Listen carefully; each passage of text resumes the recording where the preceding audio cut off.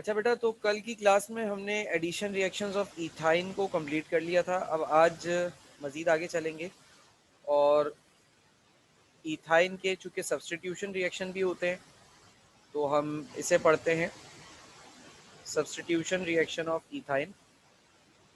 ये भी पढ़ेंगे कि क्यों होते हैं और फिर कैसे होते हैं, ये भी देखते हैं।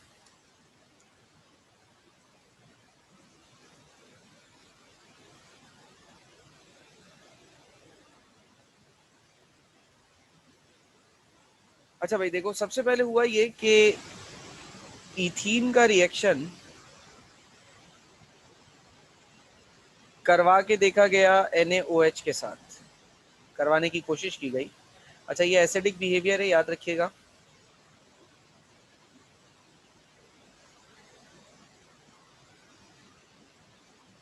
NaOH के साथ रिएक्शन कराने की कोशिश की गई, कोई रिएक्शन नहीं हुआ। ठीक है, क्योंकि ये कोवेलेंट बॉन्ड फॉर्म करना चाहता है। अब यहां देखते हैं, बिकॉज, रीजन भी लिख देते हैं, बिकॉज मेटेलिक आयन जो होता है ना, जैसे यहाँ पे सोडियम जो है वो मेटल है, तो मेटेलिक आयन जो है वो डू नॉट फॉर्म, वो कोवेलेंट बॉन्ड नहीं बनाता, do not form covalent bond. चूंकि मेटेलिक आयन कोवेलेंट बॉन्ड नहीं बनाता तो इसलिए यहाँ पर कोई रिएक्शन नहीं हुआ। अच्छा, यही काम इथीन के साथ जब कराया गया ना, सॉरी इथाइन के साथ, यही रिएक्शन जब इथाइन के साथ करवाया गया तो सब्स्टिट्यूशन हो गई और यहाँ पे बॉन्ड फॉर्म हो गया। अब बना क्या यहाँ पर,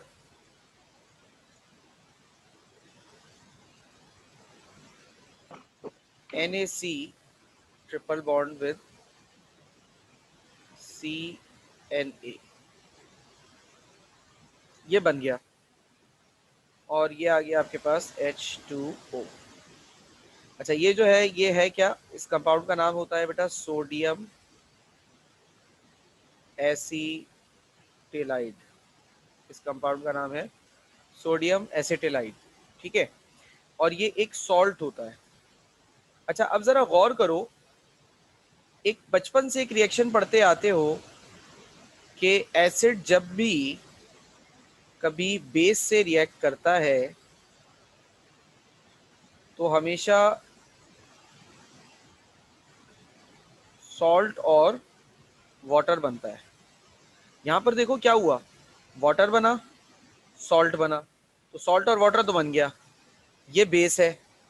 अगर मैं एक फिल इन द ब्लैंक्स की सूरत में तुमसे पूछूं कि ये एक स्टेटमेंट है, इसमें से मैं ये तीन लफ्ज तुम्हें लिख के दे दूं और यहाँ पे डैश लगा दूं, और अगर तुम्हें ये स्टेटमेंट याद है तो तुम आंख बंद करके यहाँ पर एसिड लिखोगे कि भाई जब भी एसिड बेस से मिलेगा सॉल्ट वाटर बनेगा। तो इसका ये मतलब हुआ यहाँ पर इथाइन ने कैसे बिहेव किया, एसिडिक बिहेव किया। इथाइन ने एसिडिक कैरेक्टरिस्टिक्स शो की। एक मिनट रुकिएगा बेटा। तो इथाइन ने यहाँ पर एसिडिक कैरेक्टरिस्टिक शो की। अब सवाल ये आ रहा होगा आपके जहन में कि सर ऐसा क्यों हुआ। सर हम तो अभी तक ये पढ़ते हुए आए हैं कि अनसैचुरेटेड जो कंपाउंड्स होते हैं वो हमेशा सैचुरेटेड होने की तरफ बढ़ते हैं, यानी एडिशन रिएक्शन करते हैं। सवाल ये है कि सर यहाँ पर ये जो एडिशन की जगह इसने सब्स्टिट्यूशन किया तो क्यों किया। पहली वजह तो ये मैं लिख चुका हूँ ऑलरेडी यहाँ पर कि मेटेलिक आयंस जो होते हैं वो कोवेलेंट बॉन्ड फॉर्म नहीं करते, वो आयोनिक बॉन्ड बनाते हैं। पहली वजह तो मैंने यहाँ लिख दी।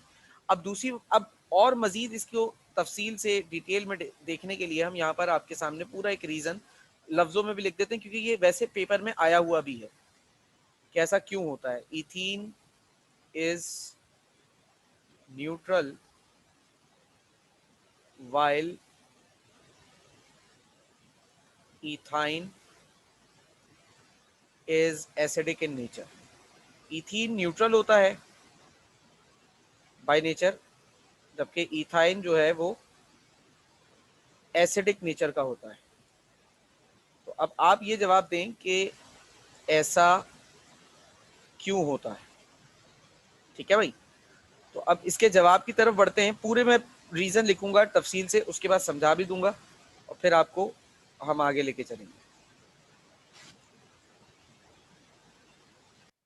अच्छा जी बेटा, तो ये वजह है, मैंने पूरी तफसील लिख दी है कि इथीन क्यों एसिडिक बिहेव नहीं करता और इथाइन क्यों एसिडिक बिहेव करता है। इस बात की पूरी तफसील यहाँ दर्ज कर दी है मैंने। अब आपको समझा देता हूँ कि ऐसा होता क्यों है। देखो बेटा, होता कुछ इस तरह से है कि अगर मैं कार्बन कार्बन बॉन्ड्स की बात करूं तो अगर सारे सिंगल बॉन्ड हैं तो ये सबसे लार्जेस्ट बॉन्ड लेंथ होती है 1.54 एंगस्ट्रॉम यूनिट्स। यानी अगर कार्बन सिंगल बॉन्ड फॉर्म कर रहा है तो इसकी बॉन्ड लेंथ सबसे बड़ी होगी।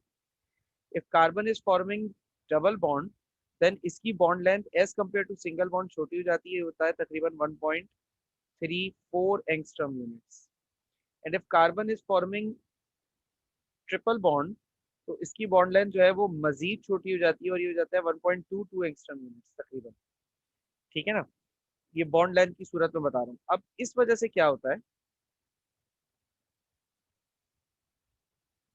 बेटा, इस वजह से ये जो इथाइन का मॉलिक्यूल होता है, इस इथाइन के मॉलिक्यूल की अगर मैं बात करूं तो दोनों कार्बन्स के बीच में, यहाँ पर फॉर एग्जांपल ये कार्बन के दो न्यूक्लियसेस हैं और दोनों कार्बन के बीच में अनहाइब्रिडाइज ऑर्बिटल्स होते हैं। ये रहे वो अनहाइब्रिडाइज ऑर्बिटल। ठीक है, तो अब ये दोनों कार्बन के बीच का जो ये फासला होता है ना बेटा, ये बहुत बहुत जैसे कह सकते हैं ना छोटा हो जाता है ये फासला। यानी कि 1.22 एंगस्ट्रॉम यूनिट्स का मतलब हुआ कि ऑर्बिटल्स एक दूसरे के बहुत करीब आ गए। तो अगर मैं स्ट्रक्चर की बात करूं तो कार्बन के ट्रिपल बॉन्डेड स्ट्रक्चर में ये हाइड्रोजन है इस तरीके से। तो सिर्फ और सिर्फ ये वाला जो इतना हिस्सा पर्टिकुलरली होता है ना, ये वाला हिस्सा, ये वाला पर्टिकुलर हिस्सा, इतने हिस्से में यानी कि इतना करीब आ चुके होते हैं इस हिस्से में। ये जो हिस्सा होता है यहाँ पर इलेक्ट्रॉन कंप्लीटली लोकलाइज हो जाते हैं। डीलोकलाइज गलत बोल दिया मैंने। ये जो दोनों ऑर्बिटल्स के इलेक्ट्रॉन होते हैं, इस कार्बन के भी और ये इस कार्बन के भी, यानी कि टोटल 4 इलेक्ट्रॉन्स एक बहुत ही छोटे से एरिया में आ जाते हैं। देखा जाए तो इस छोटे से एरिया में 4 इलेक्ट्रॉन्स आ गए। अच्छा, अब ये 4 इलेक्ट्रॉन्स जब इस छोटे से एरिया में आ जाते हैं तो इस छोटे से एरिया की अगर मैं बात करूं, पूरे मॉलिक्यूल की बात नहीं कर रहा, इस छोटे से एरिया की अगर मैं बात करूं तो इसकी जो इलेक्ट्रॉन डेंसिटी होती है वो बढ़ जाती है। यानी कि इसके ऊपर नेगेटिव चार्ज इस हिस्से पे बढ़ जाता है। अगर मैं ओवरऑल मॉलिक्यूल देखूं तो ओवरऑल मॉलिक्यूल का साइज तो ये है। ठीक है, लेकिन अगर मैं सिर्फ इस मॉलिक्यूल के साइज में इतने हिस्से को देखूं तो इतने हिस्से में बहुत ही एक्सट्रीम लेवल का नेगेटिव चार्ज क्रिएट हो चुका होता है। ठीक है, क्योंकि यहाँ पर पाई इलेक्ट्रॉन्स होते हैं कार्बन के। अब अगर मॉलिक्यूल के एक हिस्से में एक्सट्रीम लेवल की नेगेटिविटी क्रिएट हुई है तो ऑपोजिट साइड पर लाजमी तौर पर उसको बैलेंस करने के लिए पॉजिटिविटी क्रिएट होगी। और पॉजिटिव चार्जेस ये आ गए आपके पास हाइड्रोजन पर। अच्छा, आर्हीनियस की थ्योरी मुझे याद दिलाती है 9th क्लास वाली कि इस दुनिया का कोई भी ऐसा सब्सटेंस कि जिसको पानी में डालो और आपको H पॉजिटिव आइन मिल जाए, आर्हीनियस कहता था कि वो एसिड होगा। यानी कि if a substance is donating H positive ion, if a substance is giving H positive ion, then that substance is acid in nature. तो यहाँ पर देखो, यहाँ पर कार्बन के इस हिस्से में एक्सट्रीम नेगेटिविटी की वजह से जो ऑपोजिट साइड पर हाइड्रोजन लगे हैं वो एक्सट्रीमली पॉजिटिव हो जाएंगे। और जब ये यहाँ से रिमूव होंगे तो ये एस पॉजिटिव चार्ज रिमूव होंगे। And if a molecule is producing H positive ions then that molecule must be acidic in nature. ये रीजन है इसके पीछे। समझ में आई बात? जी सर। अच्छा, हो सकता है किसी के जहन में सवाल आए कि सर चले सिंगल बॉन्ड में मुमकिन नहीं है, सर डबल बॉन्ड में भी तो बॉन्ड लेंथ छोटी है, तो वहां पर ऐसा क्यों नहीं हो रहा? बेटा, डबल बॉन्ड में बॉन्ड लेंथ छोटी जरूर है लेकिन ट्रिपल बॉन्ड जितनी छोटी नहीं है। यहाँ पर एरिया बहुत कम हुआ हुआ है जहां पर इलेक्ट्रॉन डेंसिटी इफेक्ट कर सकती है। लेकिन ये 1.34 एंगस्ट्रॉम यूनिट्स का एरिया इतना छोटा नहीं होता कि वहां पर इलेक्ट्रॉन डेंसिटी एक्ट करे। इलेक्ट्रॉन डेंसिटी के इस बिहेवियर का जो मतलब हम एक रेंज कह सकते हैं ना, वो 1.28 एंगस्ट्रॉम यूनिट तक होता है। इससे अगर बड़ी बॉन्ड लेंथ है तो ये इफेक्ट नहीं आता क्योंकि एरिया बढ़ जाता है ना। बेसिकली यहाँ पर क्या है कि एरिया बढ़ जाता है तो बहुत बड़े एरिया के अंदर इलेक्ट्रॉन का पर्टिकुलर इफेक्ट आना मुश्किल होता है। ठीक है, ये ऐसे ही है कि आपके पास एक बॉक्स हो और उस एक बॉक्स में आप फॉर एग्जांपल आधा उस बॉक्स को किसी चीनी से भर दिया फॉर एग्जांपल, तो वो कम वेटेड लगेगा। लेकिन अगर आप बिल्कुल उसको ठूस के भर दो तो वो अच्छा खासा वेटेड लगेगा। ये बिल्कुल ऐसे ही है कि बहुत छोटे से एरिया में बहुत सारे इलेक्ट्रॉन्स जब आ जाते हैं ना तो वो हैवीली वेटेड हो जाता है। Is that clear? सारी बात समझ में आई बेटा? Yes sir. तो ये वजह थी इसके पीछे। अब अगर आपको ये बात समझ में आ गई है तो हम इसके कुछ रिएक्शंस कर लेते हैं। Reaction with a base.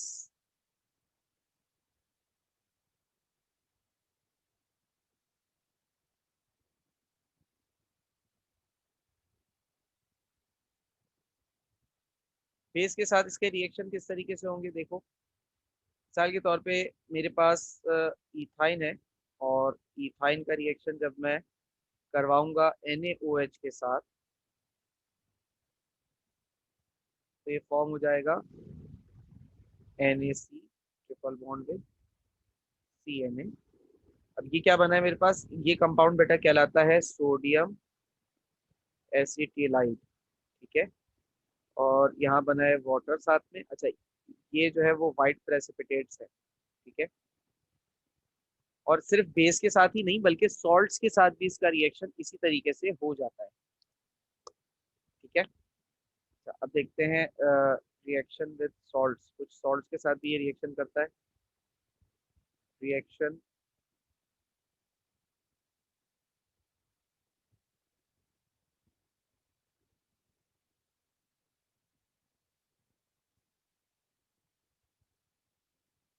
Salts के साथ भी रिएक्शन होता है बेटा, देखिए।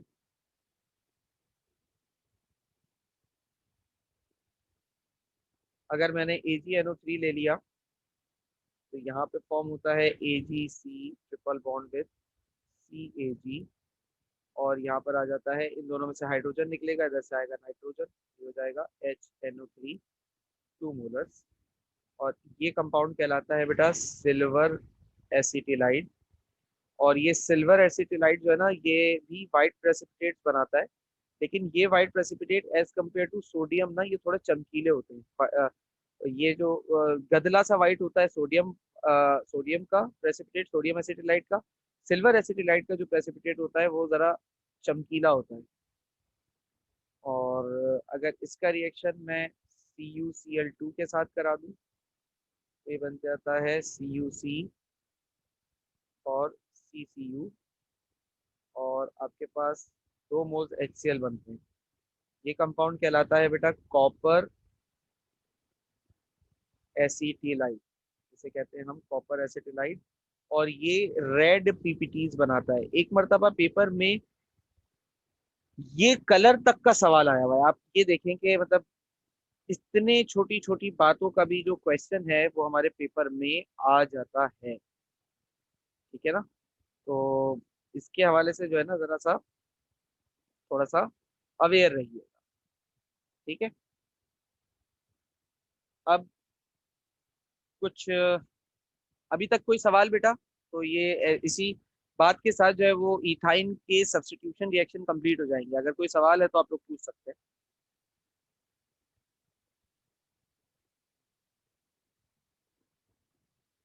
बेटा कोई सवाल? No sir.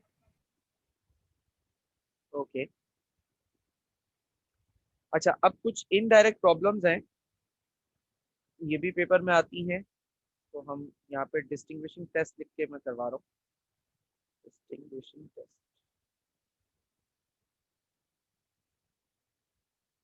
अक्सर पेपर में ऐसा सवाल आ जाता है कि आपको दो फैमिलीज या दो कंपाउंड के नाम दे दिए जाते हैं, और आपसे कहते हैं कि भाई इनके दरमियान सिंपल टेस्ट अगर आप परफॉर्म करें तो सिंपल टेस्ट परफॉर्म करके किस तरीके से इनको पहचान सकते हैं, आप किस तरीके से आइडेंटिफाई करेंगे। तो अभी हम वही लिख रहे हैं कि simple test which would distinguish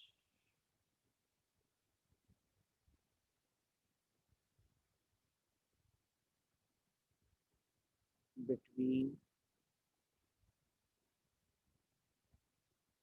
following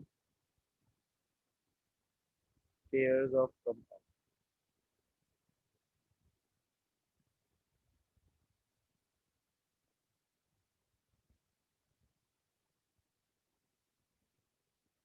ठीक है भाई।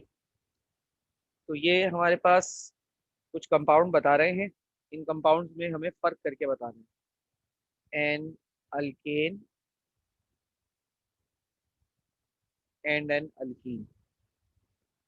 अच्छा, अब पेपर में जब ये सवाल आया है ना, तो ये ऐसे भी आया है कि आप अल्केन और अल्कीन में फर्क किस तरीके से करेंगे, और ऐसे भी आया है कि आप इथेन और इथीन में फर्क किस तरीके से करेंगे।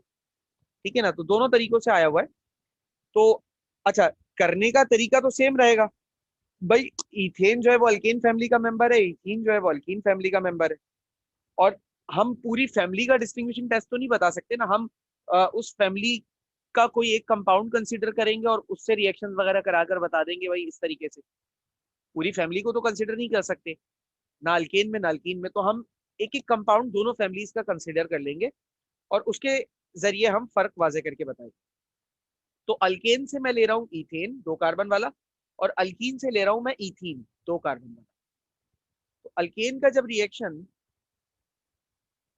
हम करवाते हैं KMnO4 के साथ, या फिर और मैं लिख रहा हूं, अमूमी तौर पे इक्वेशंस में ऐसे लिखते नहीं, और ब्रोमीन के साथ, ब्रोमीन का कलर रेड होता है और KMnO4 का कलर पर्पल होता है, याद रखिएगा, ठीक है ना।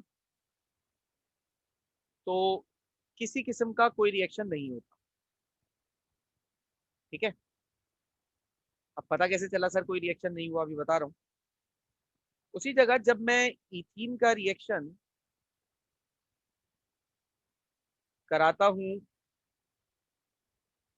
KMnO4 के साथ, अब यहाँ पे मैं एक ही ले रहा हूँ, तो रिएक्शन होता है और इथाइलिन ग्लाइकॉल बनता है। या आप जानते हो, आप लोगों को मैंने रिएक्शंस ऑफ इथीन में ये रिएक्शन करवाया भी। एंटी फ्रीज नाम का कंपाउंड होता है ना इथाइलिन ग्लाइकॉल, वो बनता है।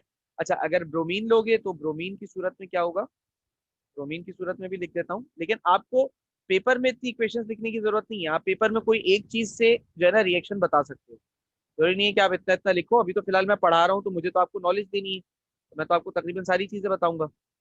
ठीक है, तो ये आ गया आपके पास ब्रोमीन का रिएक्शन, ये बन गया हमारे पास डाइब्रोमो इथेन। अब होता कुछ इस तरीके से है, देखो मिसाल के तौर पे आपके पास टेस्ट ट्यूब्स हैं, और टेस्ट ट्यूब में जो है वो एक टेस्ट ट्यूब में अल्केन इथेन रखा है और एक टेस्ट ट्यूब में इथीन रखा है। मैं बोलूँ भाई मुझे नहीं पता कि ये दोनों कौन से कंपाउंड्स हैं, आप मुझे बताओ कि इनमें से कौन सा इथेन है कौन सा इथीन है। ठीक है, अब आपने पर्पल कलर का केमिनोफोर लिया, वो एक टेस्ट ट्यूब में डाला, तो उसका कलर पर्पल ही रहा, चेंज नहीं हुआ कलर। जब कलर चेंज नहीं हो रहा ना, तो इसका मतलब है कि वहां पे कोई रिएक्शन नहीं हो रहा। लेकिन वही केमिनोफोर जैसे ही तुमने इथीन वाली टेस्ट ट्यूब में डाला, उसका कलर चेंज हो गया, क्योंकि कलर चेंज होने का मतलब है ये जो कंपाउंड बना है ना इथाइलिन ग्लाइकोल, ये कंपाउंड बेसिकली कलरलेस होता है। तो जितना भी केमिनोफोर होगा वो सारा का सारा पर्पल पर्पल कलर खत्म होकर कलरलेस हो जाएगा। इसी तरीके से ये जो ब्रोमीन होता है ये रेड कलर का होता है। तो जब ये ब्रोमीन आएगा और ब्रोमीन के साथ 1,2-डाइब्रोमो इथेन बनेगा, ये भी कलरलेस होता है। तो रेड कलर कलरलेस हो जाए या पर्पल कलर कलरलेस हो जाए, तो इससे पता चला कि भाई इस टेस्ट ट्यूब में इथीन है। और जिसमें कलर चेंज नहीं हुआ, पर्पल पर्पल ही रहा, रेड रेड ही रहा, वो इसका मतलब इथेन। अब सर, जी, अल्केन तो कोई भी एडिशन रिएक्शन नहीं करता ना, नहीं करता तो हम तो ये भी लिख सकते हैं हाल ही के अल्केन में एडिशन रिएक्शन नहीं होता।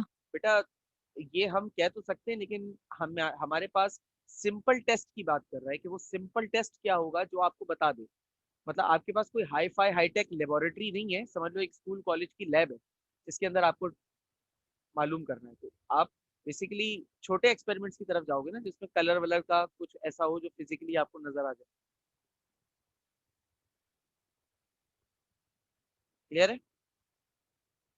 जी सर। ये जो दोनों कंपाउंड्स होते हैं ये कलरलेस होते हैं,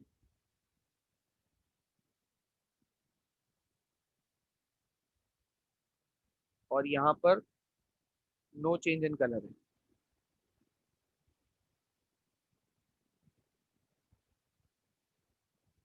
अब यहाँ पर आपने नीचे इसी बात को रिएक्शंस तो लिख दिए हैं, थोड़ा सा अल्फाज भी दे दीजिएगा तो जरा श्रुति आ जाएगी।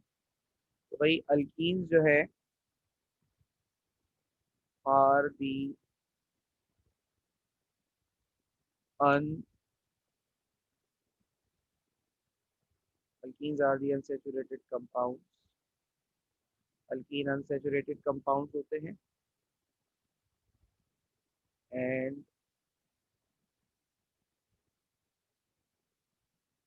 undergo the addition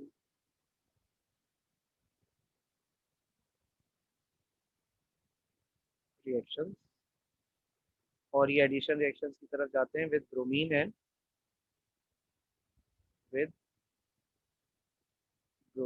and केमिनोफोर। Bromine और केमिनोफोर के साथ अल्कीन्स जो है वो एडिशन रिएक्शंस करते हैं, ठीक है ना। तो the decolourisation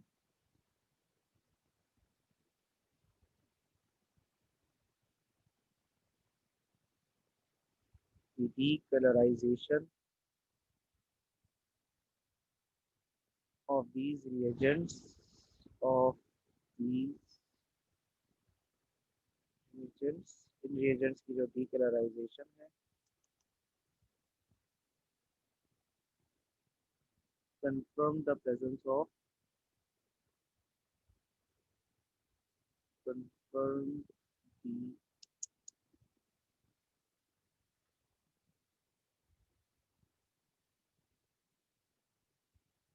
presence of confirm the presence of alkenes। वही बात के कलर चेंज हुआ तो उसने अल्कीन की मौजूदगी को वाज़ेह कर दिया। वाइल अल्केन्स जबकि अल्केन्स जो हैं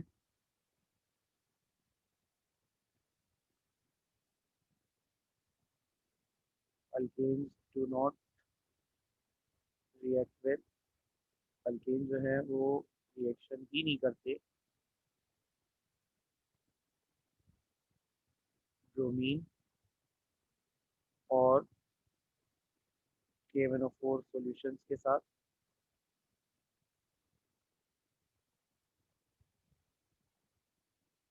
बिकॉज दे आर सैचुरेटेड, क्योंकि वो सैचुरेटेड होते हैं। Simple, they are saturated.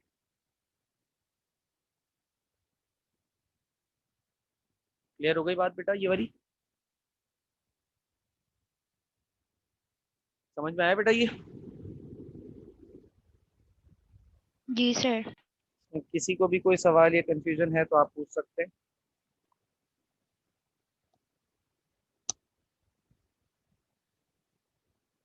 I think नहीं।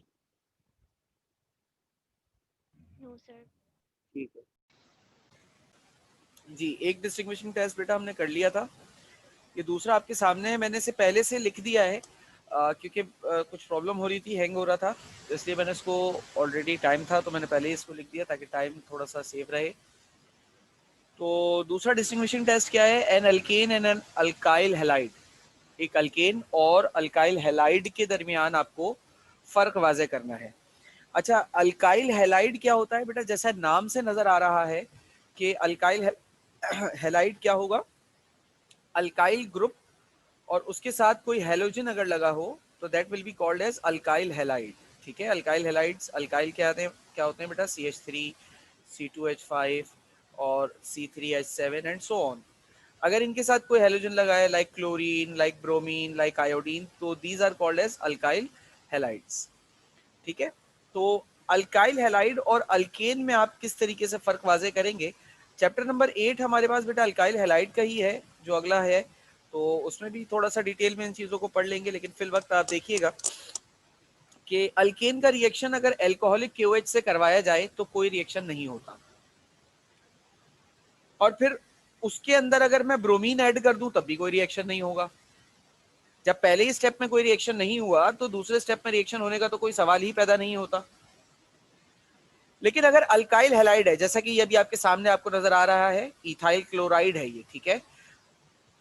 अल्काइल हैलाइड की जब हम डीहाइड्रोहेलोजिनेशन करवाते हैं, जैसा कि हमने चैप्टर 7 में ही देखा है, जब अल्काइल हैलाइड की हम डीहाइड्रोहेलोजिनेशन कराते हैं तो हेलोजन और हाइड्रोजन निकलता है। तो इस कार्बन में से हेलोजन, इसके पड़ोसी कार्बन में से हाइड्रोजन निकल गया बेटा, HCl बन गया।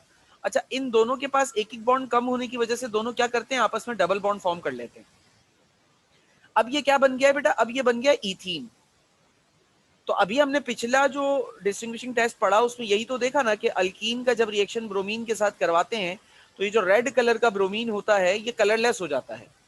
यानी कि टेस्ट ट्यूब में जिसमें इथीन मौजूद होगा उसमें मैंने जैसे ही ब्रोमीन को इंसर्ट किया, ब्रोमीन डाला, वैसे ही उसका कलर फौरन कलरलेस हो जाना है। तो कलरलेस क्यों हुआ, क्योंकि ये ब्रोमीन जो है ये इथीन के दोनों कार्बन पर लग गया और ये 1,2 डाइब्रोमो इथेन बन गया, और 1,2 डाइब्रोमो इथेन का कोई कलर नहीं होता। बात समझ में आई बेटा कि ये क्या हुआ, किस तरीके से हुआ?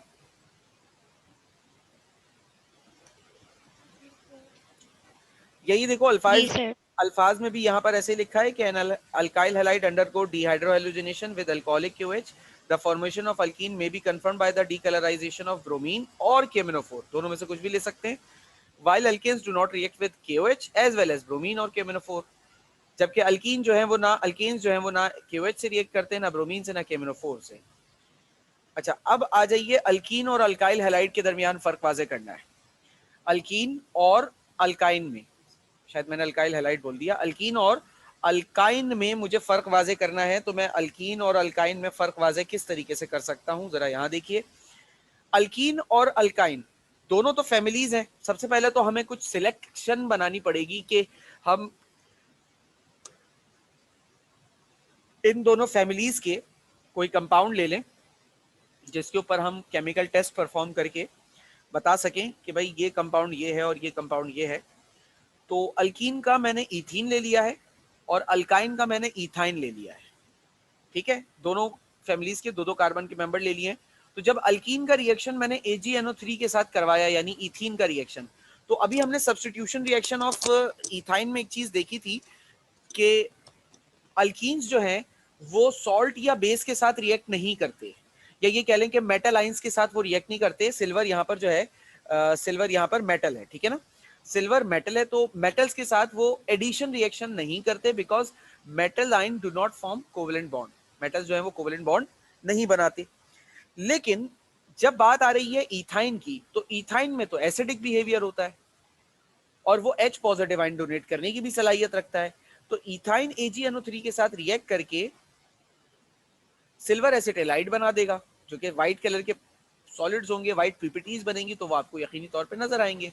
अच्छा, अल्काइन की सूरत में जब AgNO3 डालोगे तो कोई रिएक्शन नजर नहीं आएगा, ट्रांसपेरेंट सब कुछ आपको नजर आएगा, ट्रांसपेरेंट नजर आएगा। ठीक है, यहाँ पे आपको सारी चीजें ट्रांसपेरेंट नजर आएंगी पानी की तरह। लेकिन जब सिल्वर एसिटिलाइड फॉर्म होगा तो बिल्कुल व्हाइट कलर के सॉलिड्स की सूरत में फॉर्म होगा और व्हाइट कलर ऑब्वियसली आपको नजर आएगा। तो यहां पर हमने अल्फाज में भी यही लिखा, ethyne and all the terminal alkynes are acidic in nature. Ethyne और जितने भी टर्मिनल अल्काइंस होते हैं वो एसिडिक नेचर के होते हैं। अच्छा, ये टर्मिनल अल्काइंस क्या चीज है, जरा इसको मैं समझा देता हूं। देखो बेटा, टर्मिनल अल्काइन जैसे कि इथाइन अभी हमने ड्रॉ किया, तो ये एक टर्मिनल अल्काइन है। इसी तरीके से ये मैं ड्रॉ कर रहा हूं, ये भी एक टर्मिनल अल्काइन है। मैं ब्यूटाइन ड्रॉ कर रहा हूं, ये भी एक टर्मिनल अल्काइन है। अच्छा, ब्यूटाइन ऐसा भी तो हो सकता है, ये है 1 ब्यूटाइन और ये है 2 ब्यूटाइन। इनमें से एक टर्मिनल अल्काइन है, दूसरा नहीं है। ये टर्मिनल है और ये टर्मिनल नहीं है। अब टर्मिनल अल्काइन क्या होगा, मेरे ख्याल से समझ में आ गई होगी बात। बेटा, टर्मिनल अल्काइन वो होगा जिसमें ट्रिपल बॉन्ड कॉर्नर वाले कार्बन पे लगा हो। अच्छा, ये कॉर्नर जरूरी नहीं है लेफ्ट साइड का हो, ये कॉर्नर राइट साइड का भी हो सकता है। ठीक है, तो उससे मसला नहीं है, लेकिन शर्त यह है कि ट्रिपल बॉन्ड अगर कॉर्नर वाले कार्बन पर है तो वो टर्मिनल अल्काइन कहलाएगा, उसके अलावा और कोई टर्मिनल अल्काइन नहीं होगा। तो जितने भी टर्मिनल अल्काइन होते हैं वो सारे के सारे एसिडिक नेचर के होते हैं। जैसे ये वाला एसिडिक नेचर होगा लेकिन ये वाला एसिडिक नेचर नहीं होगा, तो इसलिए हमने यहाँ पर ये वाला रिएक्शन करवाया है। क्लियर हुई बात, टर्मिनल अल्काइन और ये किस तरीके से हमने डिस्टिंग्विश किया है। जी सर। अच्छा, अब ये एक सवाल मैं तुम्हारे सामने और रख रहा हूं, ये भी एक इस तरह का सवाल है जो पास पेपर्स में आया हुआ था एक मरतबा, तो जरा इसको देखना, ये थोड़ा सा समझने वाला क्वेश्चन है। A hydrocarbon C4H6 absorbs 2 moles of hydrogen in suitable condition. एक हाइड्रोकार्बन है C4H6 और उसने 2 मोल हाइड्रोजन एब्जॉर्ब किया है सूटेबल कंडीशंस में। अच्छा, 2 मोल हाइड्रोजन का मतलब क्या है? 2H या 2H2। तो 2 मोल हाइड्रोजन का मतलब है 2H2, ठीक है ना, क्योंकि हाइड्रोजन हमेशा मॉलिक्यूलर फॉर्म में होती है।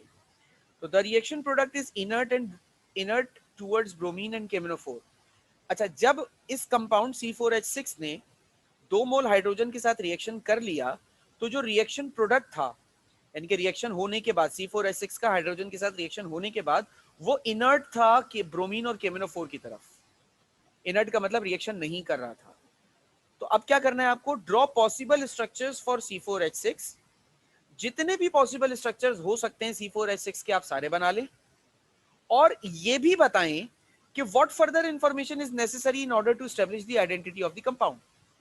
साथ में आप ये भी बताइए कि आपको मजीद किस जानकारी की जरूरत है, किस जानकारी की जरूरत है कि जिसके बाद आप 100% C4H6 के बारे में प्रिडिक्ट कर दें कि भाई C4H6 ये वाला कंपाउंड है, इस फैमिली का ये वाला कंपाउंड है। दो बातें बतानी है। पहली बात है, आपको पॉसिबल स्ट्रक्चर्स ड्रॉ करने C4H6 फॉर्मूला पे जितने भी हो सके। दूसरा, आपको मजीद क्या जानकारी चाहिए होगी कि जिसके बाद आप इस C4H6 के बारे में 100% इंफॉर्मेशन दे सके। सवाल समझ में आ गया? जी सर। अच्छा, अब ये जो C4H6 है, फॉर्मूला के हिसाब से ये ब्यूटाइन लगता है, फॉर्मूला के हिसाब से, क्योंकि ब्यूटाइन का फॉर्मूला होता है CnH2n-2। तो अगर आप इसमें फॉर्मूला में वैल्यूज पुट करके देख लें तो वो भी आपको आसानी हो जाएगी। CnH2n-2 होता है ना, तो अगर आपके पास Cn की जगह पे 4 हो तो 2 इधर भी आपने 4 पुट किया और -2, तो ये हो गया C4, 2 4 जा 8 -2 और ये हो गया C4H6, ठीक है ना।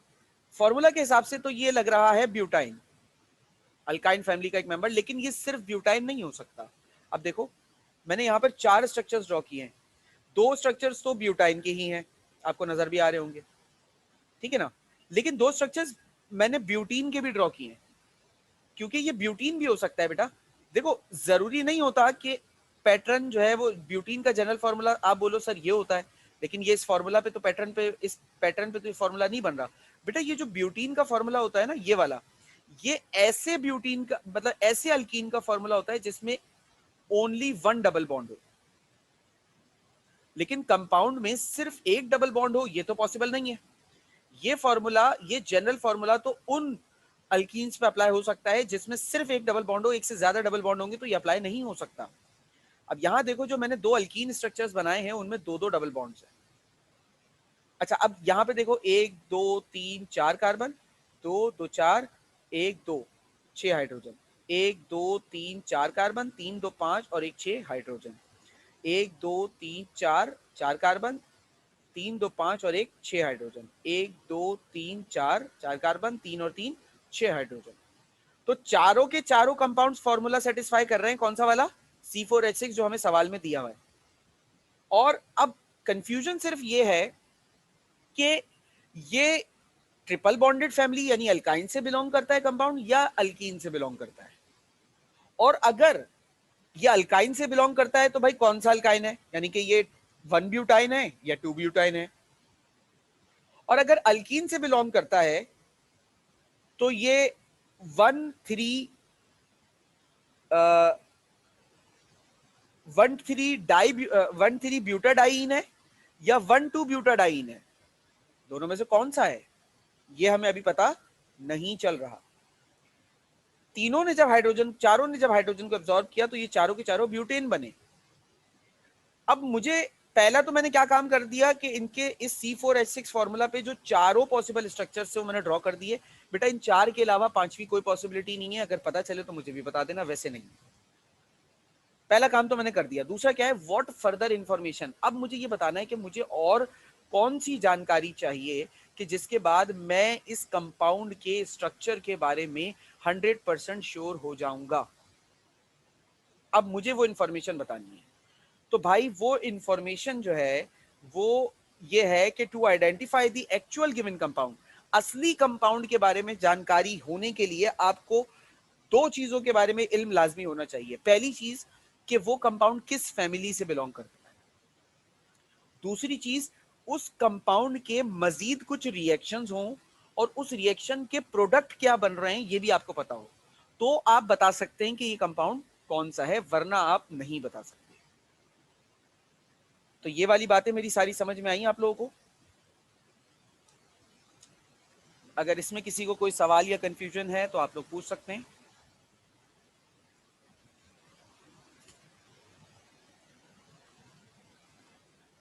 No sir. ठीक है बेटा, अगर आप लोगों को कोई सवाल नहीं है तो इट विल बी गुड। ये क्वेश्चंस आ गए, इसका स्क्रीनशॉट्स वगैरह आप लोग जो है वो ले लीजिएगा ताकि आप लोगों के पास ये चीज़ें स्टोर हो जाएं। ठीक है, तो अब बाकी बात इंशाल्लाह फिर आपसे बेटा नेक्स्ट क्लास में होगी। तब तक के लिए अल्लाह हाफिज़।